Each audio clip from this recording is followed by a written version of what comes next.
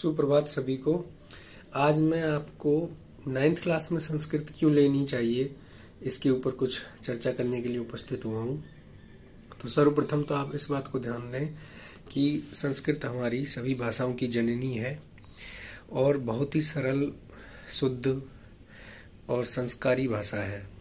इसलिए हमें ये 9th 10th में तो रखनी ही चाहिए। उसके बाद आप 11th में बदल भी सकते हो अपना सब्जेक्ट। और सबसे बड़ी बात है कि ये आपको मार्किंग में फुल मार्क्स दिलाएगी, क्योंकि इसकी मार्किंग स्टाइल बहुत ही इजी है।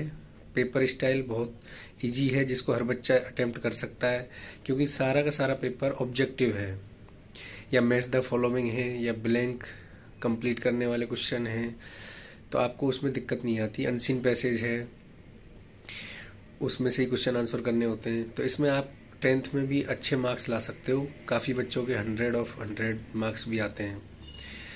फिर रही बात जॉब की, तो अगर आप आगे भी रखते हो तो इसमें काफ़ी जॉब है। ऐसी बात नहीं है कि इसका स्कोप ख़त्म है या ये केवल पंडितों की भाषा है या केवल मंत्रों की भाषा है।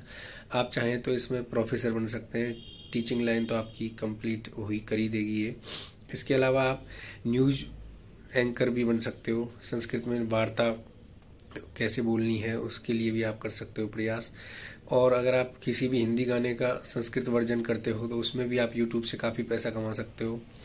और जिसको कंप्यूटर भी आता है और संस्कृत भी आती है उसके लिए तो संस्कृत वरदान है, क्योंकि अगर आपको ये सब आता है तो आपको बाहर जो कंट्री हैं वो लोग ऑफ़र देंगे और आपको वहाँ जॉब मिल सकता है। क्योंकि आजकल बाहर की कंट्रियों में भी संस्कृत अलाउ कर दिया है, जैसे जर्मनी वगैरह में भी यूनिवर्सिटी हैं संस्कृत की। बाकी भारत में भी बहुत कुछ है संस्कृत के लिए, ऐसा नहीं है। आप ज्योतिष में अगर एमए करें, परास्नातक करें, तो ज्योतिष में आप काफ़ी अच्छा स्कोप है आज के समय में, क्योंकि हर एक भाषा का समय होता है। जैसे पहले हमने इसको ओल्ड मान लिया था, लेकिन वापस से पुनरावृत्ति होती है हर चीज़ की। तो ज्योतिष में आजकल काफ़ी लोग इंटरेस्ट ले रहे हैं और काफ़ी स्कोप है। और इसमें सबसे अच्छी बात है कि ज़्यादा क्राउड नहीं है कि आपको कंपटीशन ज़्यादा लोगों से करना पड़ेगा। बहुत कम लोग संस्कृत लेते हैं। और सबसे इम्पोर्टेंट बात मैं पेरेंट्स से कहना चाहता हूँ कि क्योंकि बच्चे तो बहुत सारे संस्कृत लेना चाहते हैं 9th में, लेकिन पेरेंट्स इसलिए मना करते हैं कि नहीं, हमसे नहीं होगा, या ट्यूशन नहीं मिलेगा, हम नहीं पढ़ा पाएंगे तो क्या होगा। लेकिन मैं कहता हूँ कि संस्कृत में ट्यूशन की ज़रूरत है ही नहीं। अगर आप क्लास में टीचर से सारे डाउट दूर करते हो तो ट्यूशन की कोई आवश्यकता नहीं है। और बहुत ही ईजी भाषा है अगर आप पढ़ें तो, क्योंकि आपको जो व्याकरण पोर्शन है वो वही काम आता है जो आपने 6th क्लास से पढ़ा है। तो आपका 6, 7, 8 3 क्लास में काफ़ी अच्छा हो गया व्याकरण, और उसी को हम 9th से फिर से स्टार्ट करते हैं बेसिक से, तो आपका व्याकरण मजबूत हो जाएगा। और अगर व्याकरण मजबूत हो गया तो गद्य, पद्य, नाट्यांश वो सब तो और इजी हो जाएगा। तो इसलिए मैं कहना चाहता हूँ कि आप संस्कृत अवश्य लें, क्योंकि और भी बहुत सारे रोज़गार हैं संस्कृत में। आप देखेंगे तो मूवी भी बना सकते हैं, उसमें न्यूज़पेपर भी छपते हैं, तो आप न्यूज़पेपर में एडिटर बन सकते हैं। और भी संस्कृत में काफ़ी की हैं। धर्मगुरु की टीचर की अलग से वैकेंसी आती है, जैसे सेना में धर्मगुरु के लिए संस्कृत के टीचर को अप्लाई करने होते हैं फॉर्म।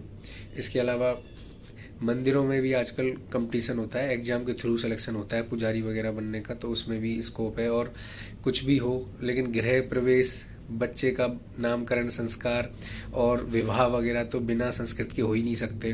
अभी इतना डिजिटल इंडिया नहीं हुआ कि इन सबको छोड़ दें, क्योंकि विदेशी लोग भी ऑनलाइन फ़ोन के माध्यम से भी अपना गृह प्रवेश या विवाह वगैरह में मंत्रोच्चारण करवाते हैं। आपने कई वीडियो देखे होंगे, तो आप ऑनलाइन आप भी कर सकते हो। फ़ोन पे भी आजकल मंत्रोच्चारण होता है, तो उसमें तो आपकी ज़रूरत पड़ेगी ही पड़ेगी। इसलिए आप संस्कृत अगर पढ़ रहे हो तो अपने आप में महान हो, क्योंकि हमें सबसे ज़्यादा गर्व किस बात पे होता है कि आप क्या पढ़ाते हो, हम बोलते हैं संस्कृत। तो इसी में वो इतना सम्मान करते हैं कि आज के समय में भी आप संस्कृत पढ़ा रहे हो, आप धन्य हो। तो आप बच्चों संस्कृत पढ़ें अच्छे से, क्योंकि आपकी वैल्यू समाज में और लोगों से ज़्यादा होगी, क्योंकि संस्कृत को हर कोई ग्रहण नहीं कर सकता। और अगर आपने उसको स्वीकार किया है तो इसका मतलब आप में कोई बात है। तो आप देख सकते हैं कि संस्कृत की प्राचीन अगर बात करें हम, तो जितना भी हम आजकल पढ़ते हैं, चिकित्सा शास्त्र हो गई, गणित शास्त्र हो गया, रसायन शास्त्र, खगोल विज्ञान, सब कुछ संस्कृत में विद्यमान है। तो आप अगर आगे जाएंगे, पीएचडी करेंगे, तो इसमें बहुत कुछ करने के लिए है, लेकिन आप घबराएं नहीं। और अगर ज़्यादा ही घबराहट है तो 11th में चाहे आप हिंदी ले लें, क्योंकि हिंदी तो आपका नेचुरल या रेगुलर भाषा है ही है।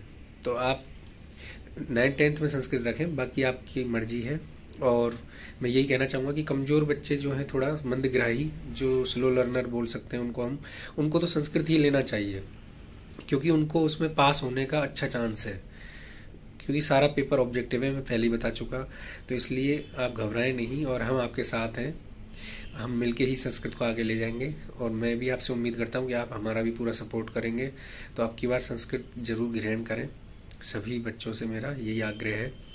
और खुश रहें, स्वस्थ रहें, और एग्ज़ाम के लिए ऑल द बेस्ट। शुभम भूयात, आपका दिन मंगलमय हो। थैंक यू सभी को मेरा वीडियो देखने के लिए, और मेरा चैनल लाइक शेयर सब्सक्राइब करें, Vedu Vedant. Thank you once again.